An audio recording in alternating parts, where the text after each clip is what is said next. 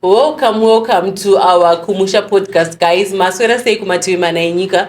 Inini zita rangu ndinoitwa Eve. Inini zita rangu ndinoitwa Faith aka My Mofu. Nasi tiri pano tine munhu watinaye watoda kuti azviintroduce kwamuri tisati tatanga nyaya yedu. Hello guys, it's Hilda here. I'm a hairdresser, nail technician, and I'm also a wig maker. I also teach people how to do nails, eyelashes, wigs, and everything. So please, people, do follow me on my page, Hilda Marco. Okay. So, nasi tine nyaya yedu, ipane nyaya dzakawanda dziri kutenderera dziri kuitika mumasaluni dzatiri kunzwa. Handiti zvinhu zvakawanda zviri kuitika mumasaluni, nyaya dziri kungotenderera, dzimba dzaparara.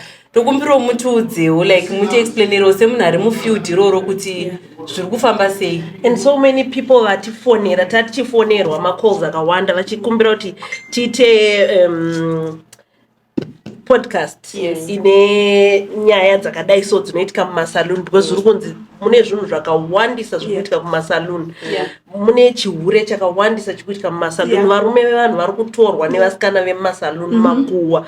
But ngatiende one by one chimbotiudzawo Benilda nhasi kuti panyaya dzechihure apa zvakamira sei mumasaluni because varume vari kuperera kumasaluni. Chii chiri kuitika? Even vakadzi vamwe vane varume vanoshanda mumasaluni, vakadzi vavo vane maboyfriends avari kuita kunzoko vari kudanana futi nevarume vevanhu. Like what's happening? Can you tell us?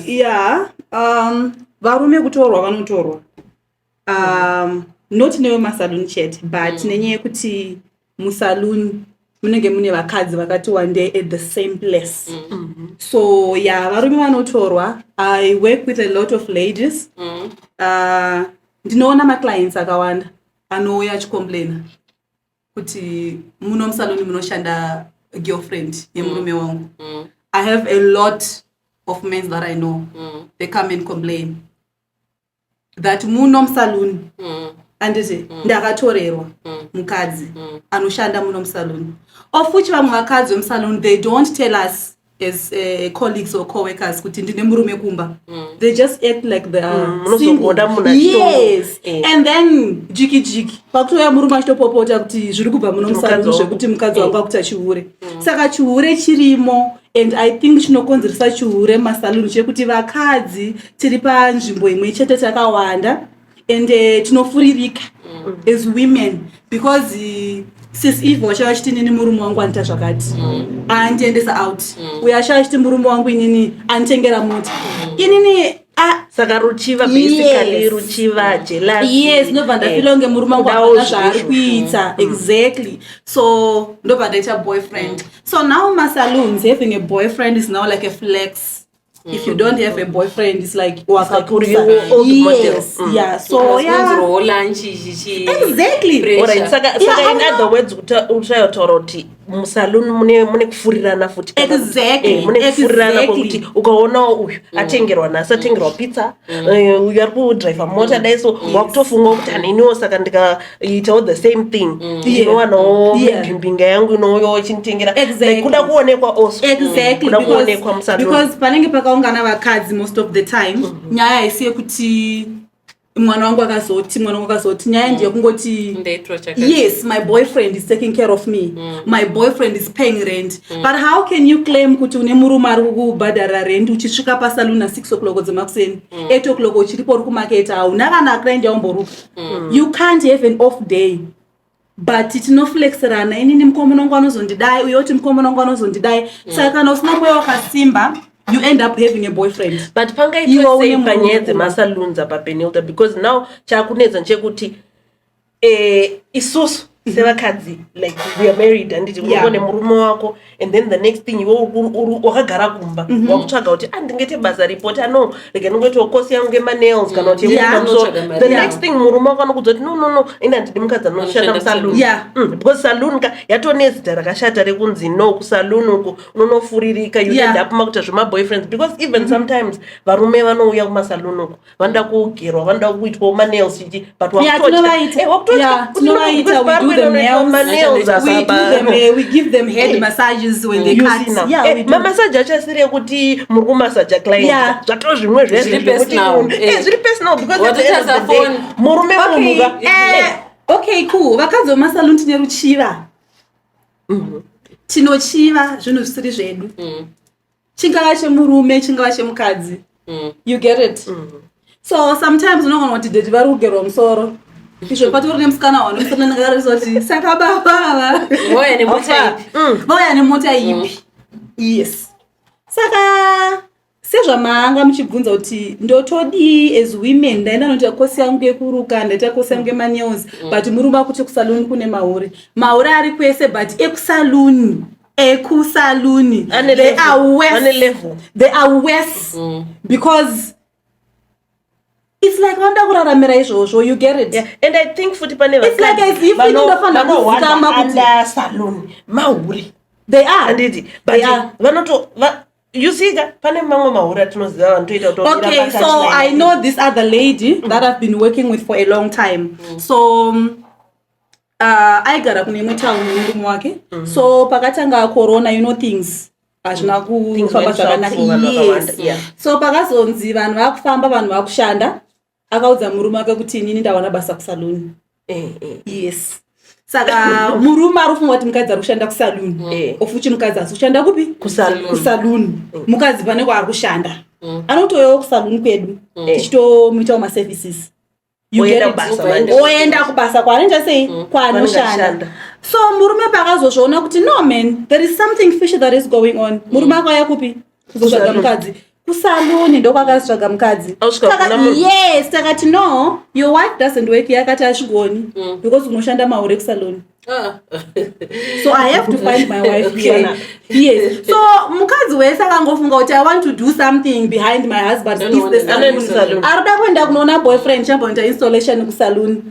Chambonoitwa maneils kusaluni. You get it? Yeah. So konyaya dzemushonga pane nyaya dzakawanda dzevanhu vanozobudawo dzatinonzoti munhu anoti ndakaenda kuMozambique ndakabuda ndakaenda kuMalawi. Pane umwe wandakambonzwawo nyaya yachitaura nyaya yakanditi achiti ndakaenda kuMozambique handiti ndinonzi ndinotora mushonga wemusaloni hanzi ndikasvika pakuchereswa gomba ndikanjera gomba pagomba hanzi rekuti roko rako rese rinonyura uchiviga musoro wehuku imomo handiti wofushira musoro wehuku ndokuti uite mari. Kune nyaya dzakadaro redzirisimila kana kune nyaya even dzekunzi like ukaenda kusaluni ukanorukwa munhu wekusaluni anokukama musoro wokublowa paita ukasiya bvudzi rako rinogona kutorwa nevanhu kusaluni then vanonorishandisa. They can take your husband through that. They can take mari chaiyo anongotishandisa. Saka now tinototya indikatoenda kusaluni ndototi ndichipedza kukamwa ndoti ndipeiwo bvudzi rangu resa munhu I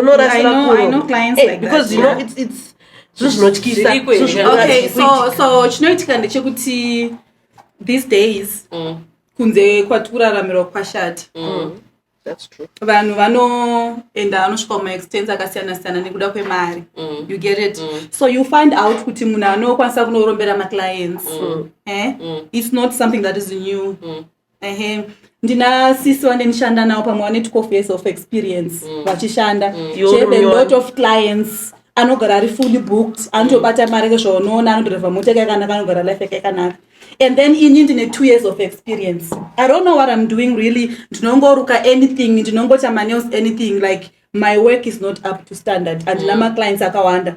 So you end up thinking I need to do something for me to have clients.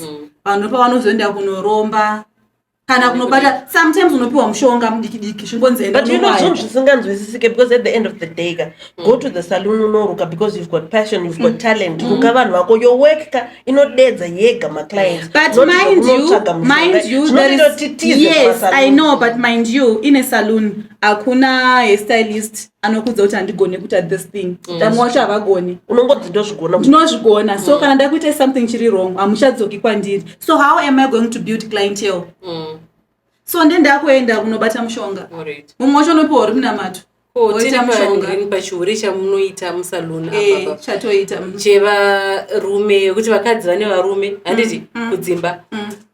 ndakanzwa nyaya dzekuti munozokonana imi pachenyu nemakuhwa munozoitirana handiti kuti uri kuoziva kuti uya nemurume but maybe boyfriend yake yakubvisa boyfriend yako ende zvake zviri kudi zviri kufamba wozodai makuitirana makuhwa makurwa because I think musaloni munorwa kangani 8 average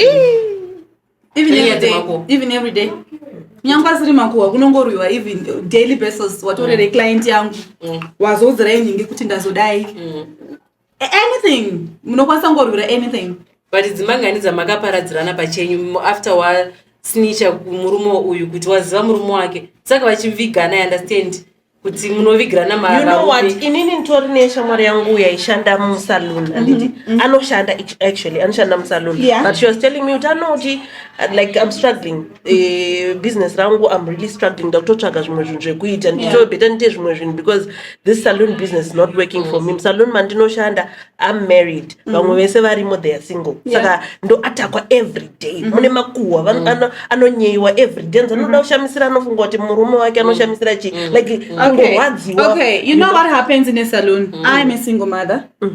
I work with married people. So come salon there is a time when married people think kuti kuva single mother kuri more interesting than kuva uri mu marriage. But maybe because of what I'm telling you, what I've done last night. You know kuti also married women vanofunga kuti kuva single kunoshamisira vari single futi vanofunga kuti kuve married that's the thing so inini ndisina murume ndenge ndichiti especially month end I don't want to lie to you especially month end ndisina murume so I feel like if I had a man kumba kwangu he would take care of bills right and I'll be free alright ne if that's month end I'll be like yeah if I had a helper it was going to help me right imimi mune murume munenge muchiti then asina murume denda enda out sa ushu so what you prioritize is different alright saka you get tinochiva women that's why I'm chizona vakadzi vane varume vachipesera vakuhura you get it what I think hangu zvaunga uchimbotaura paya kuti vakadzi patinoungana we are not talking about our kids kuti nini mwana wangu ari kudai anozodai so exactly and hatisi kutaura zvinhu zvinotikudza as women kuti ngatite 1 2 3 business as women no we are not talking about that and chimwe chinhu chinoitika ndechekuti kana uri married andete zvaunoitira murume wako kumba andete paunouya kusali unenge wakunyepa uye anokudza kuti nini murume wangu ndakamisira mvura inodziye kugeza ungaisire munhu mvura inodziye kugeza munhu haaisire mvura yekugeza munhu ngaadzise ega mvura yake ndozvikutaurwa namai b anditi mai a otofunga kuti saka namai b vati munhu anofanira kusaiga mvura yokugeza pandosvika umba nhasi handisi kuisa mvura anditi osvika hachaiti izvozvo ofuchi uyu munhu akutokunyeperawo akutokudza zvisiri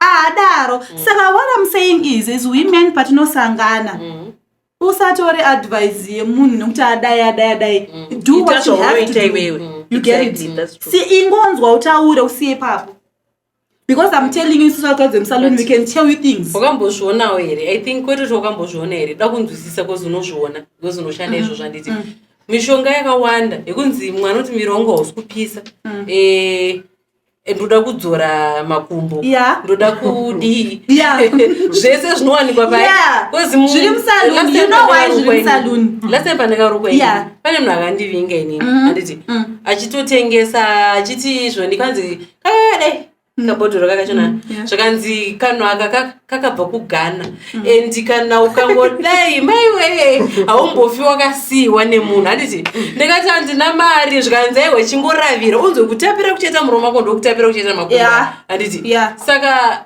why like zvinhu zvese zvinhu zvakadaro kushata kwese zviri kukwanirwa musaluni guys that's a marketing strategy munhu ari kukutengesera atori nomunhu saka mukuti makumba achona hatozo handizosiwe here nekuda kwemakumba aya that's what I'm saying it's a marketing strategy munhu ari kukudza kuti wakatenga this product murume wako akusiya atorina murume kumba right one yes saka munhu ari kutsvaga mari ari pakutsvaga kuna mwana achitengesera kusaluni they are buying but for me I believe yes guys listen I believe if you can manage to have 4 boyfriends, there are people who have 4 boyfriends in a salon. I also have boyfriends, not a boyfriend. So if you manage to have more than 2 boyfriends without using chero chinu chekuti anzi miro wako udziye, if you can manage to do that pasina mushonga, then you are good to go. Saka munhu yeye akauya nemushonga achikuti mushonga uyu ita 1 2 3 things, zvibvunze kuti handina here boyfriend. Kana une 2 3 you are good. But musemukadzi kaenda sendi unongoda kuti ndiwedzere uchi. And the other thing guys, vanhu vachiya chikutengesera zvinhu zvakawanda. Chandakaona kuvakadzi kunyange ndakatora mauyu kana masau ndakasanganisa nemvura ndakati mushonga unodzora uku, vanotenga because vanoda kunakira vanhu vavo, vana vanonzi vakadzi. But kana usinganaka unaki, problem manje ndevana vasikuda kunakira vanhu vavo, vanonakira vanhu vevanhu because avana vanhu vavo. But manje mukanakira vanhu vevanhu ndisina kuita izvozvo manje tozodii. That's why inini ndizonzi uyaka kusaluni utengeka ndozoenda ndonotenga because uyu atengawo akunakira munhu wangu inini. But guys, what I believe is varume apana test yavasingazive yatingatoda kutenga mushonga wanete test chinyowani kunyepa tetitonyeperwa nevarume vevanhu kana vapedza kuti abhebhi unonaka kunenge kuri kunyepa. Ashamisana akachitofantasaiza mukadzi wake ari pamusoro pako kuti apedze, kana apedza obva kuti aende bhebhi unonaka, akutodza mukadzi wako kuti unonaka asikudza iwewe. Saka guys hakuna kuti baba wewe ndinovanakira kudarika mukadzi wavo. There is nothing like that. Tipa kutandara. Alright. Imwe nyaya ndachida kuti tivhunze tichiri podcast yedu. Inyaya yekuti kumasaluni kurikurukwa magei. Anditi kune magei ari kurukwa kumasaluni. Ende kumasaluni koko varume vedu vari kuuya vachipika magei aya kumasaluni. Thank you. I'm glad that you asked about that topic because tiri kuvaruka, tiri kuvagadzira musoro, tiri kuvasa nails, we are doing the massages, we are doing all those things that women should do and women are not doing it. All right? Vanoita facials, vanoita pedicures, zvinhu zvekuti isusu as women, I don't know when last I did my massage. They are doing it. I don't know when last I did my facials. They are doing it almost each and every month. They are doing more than us. And they are taking our husbands. It's not only us women who are taking. Yes. But Indian as a hairstylist, as a beautician, baba vekwenyu vakauya vakabhadhara mari ndapedza kushanda negay ndinongonyarara muromo wangu ndotora mari ndoisa mumwe. Anditi what can I do? I'm at work. Going back to that topic that tichataura varume. Varume vavashoma guys. Andi muriona kuti tine magaya tiri kuruka musoro. Pamwe ndiye murume wako wakapiwa naMwari kuti this is your soulmate. Soulmate yangu tori soulmate ya somebody. Saka ndicharoorwa nani? Ndotongotandarawo nababa Nhingi ndodi. Iwo paunongoshitandara nababa Nhingi vekwangu. Kwenini ndiri kutandara nani? Hauzifunge iwo chako chaukuda imari. Mari kudotandara nababa Nhingi. Zvako zvapera papo. Inini ndiri kutandara nani? Okay guys, listen. Can I stand on a banning? I'm not standing in a banning for the whole year. He's going back. You know, I'm sharing his as my married women. He's coming. Yeah, guys, as for me, as my sister Benu, they are coming back. Yes. Okay. Pani nyaya imwe one. Anditi. Iripo ndiye kuti my address. Hanzi vakawanda kugeza kushoma. Moment yamunoti tena musoro muchitiisa apapa. Handiti tiri kusuffocate, tiri kutambura sisi Beni. Because iwe uda kuruka pakati apa. Wakudziratidza. Wakuiswa apa. The moment yawandisa apa. Ndakusuffocate. Yeah, I think topic hygiene. Mrema kachena kunze mukati makasviba. I understand. I think topic hygiene, topic ekuti pate takagara bepa tichitaura kuti baba Nhingi vazondidai so ini ndinozonzwa. I think it's a topic that we have to talk about as ladies. Mushonga uya wekuti unake. I think unofanira ngori mushonga wekuti ubvise body odor. But because vakadzi hadisi kumbopa attention pakunua. Takakosherwa nekuti murume. Exactly. Yes, we are forgetting about ourselves. Afanira kunakirwa chete. But anakirwa sei kana uchinua? You see now. You see, but anyway, even my clients anoyaseka newe uchi because ukandiruka nhasi ukandidaro but anyways, we have to deal with that because sometimes we stand the whole day, we are standing. I know our bodies, they produce smells.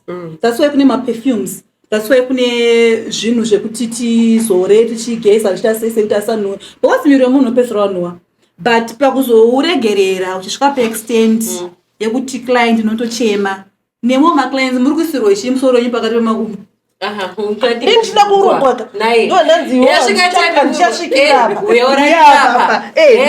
ndokurarire kumasaluni ndoita sei unobva une flu ndopandichamutaiwa anokudzoti saka undokuruka apa nekutora kaoneta varume maita kusha kuti neufende hoyo wandambonzwa uya saka murume ari kutoenda namai anoenda kana achitomboenda negeya ndopati kudzokera kumishonga iya mishonga haishandi mishonga haishandi iri kutoshanda because vari kuenda newe chidzidzo varume haizi mishonga varume venyu chete vari kuda kungoenda mishonga toenda kununua because you know what happens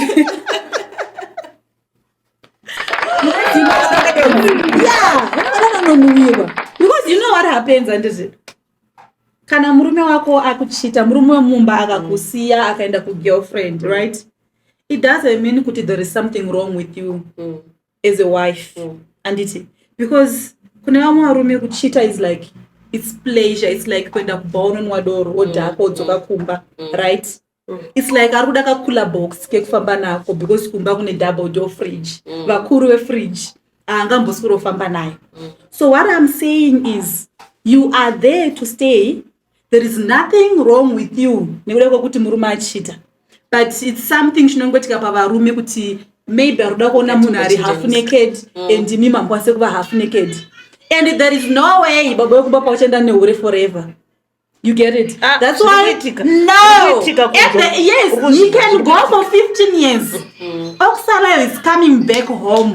Shamari, ndakamira 15 years kuti munaenda. That's what I'm telling you kuti kunyamba kanzaenda anozoka. And there are a lot of things that we can do as women. Pano kuti utarisa kuti murume wangu achichereka kuti ana kuchita. Yeah, like just occupy yourself. Yes, occupy yourself. Yeah. But zvatikutaura ndezvekuti ezvinezvi handiti kumasaluni kwenyu ndokuperera vanhu takutya even kuti tinoti varume vedu vaende kunogadzirwa musoro varume vanoda maintenance. They also want to go to the saloon kunoita nails. Of which you guys cannot cut your men. Exactly. So they are coming to us. As for me, I cut also guys. I cut also men. I cut. And me now I cut nicely. I cut all cuts. Chiscope. After cutting, I give you a head massage. I also shave. I shave. I do shaving. Ndevu ndino shave baba. My armpits ndino shave baba. Down there I do. I do all those down things. There. Yes. So please guys, book me. I also do house calls. Ndino weko koneka mbeda. Yes. So my house calls up. I cannot shave down there. Kuvarume. How does it go? I'm just it goes well. It goes well. It goes well. It's work. It's work. Work is work. It's work. But I do shave everything. Some they even want full body because they are hairy. And I love that. I love a full body wax. I love it. I leave you smooth. And after that I give you a massage. Thank you so much guys for watching our podcast today. I hope you enjoyed Tatina beauty therapist Benhilda and my sister Eve. But I think we're signing out. We will see you on the next podcast. So guys, if you want to book your appointment for your hair, your waxing, your nails, my number is 0684 265 377. I said 0684 265 377.